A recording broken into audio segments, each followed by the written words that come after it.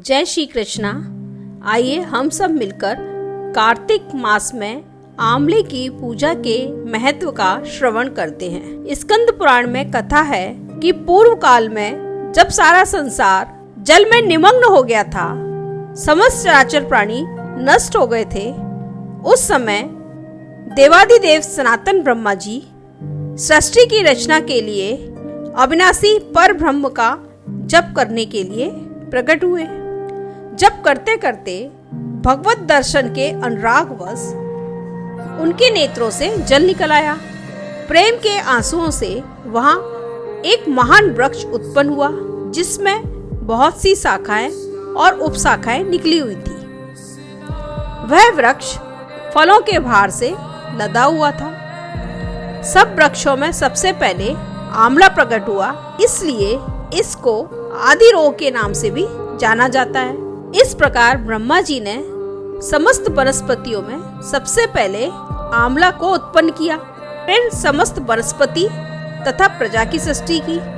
जब देवता आदि की सृष्टि हो गई, तब सब देवता उस स्थान पर गए जहाँ पर प्रथम वनस्पति आंवले की उत्पत्ति हुई थी।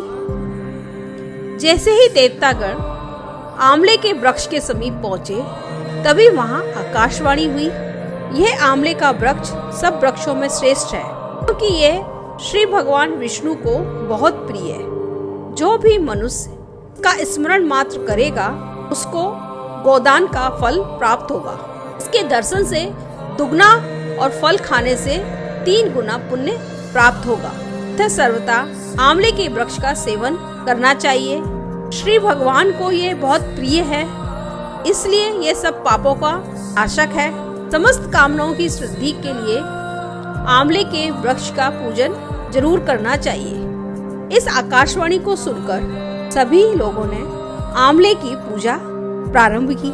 कार्तिक मास में सब प्रकार से यत्न करके आंवले की छाया में बैठकर श्री कृष्ण की प्रतिमा को सम्मुख रख करके यदि कार्तिक मास की कथा का श्रवण किया जाए, तो उससे अनंत पुण्य की प्राप्ति होती है।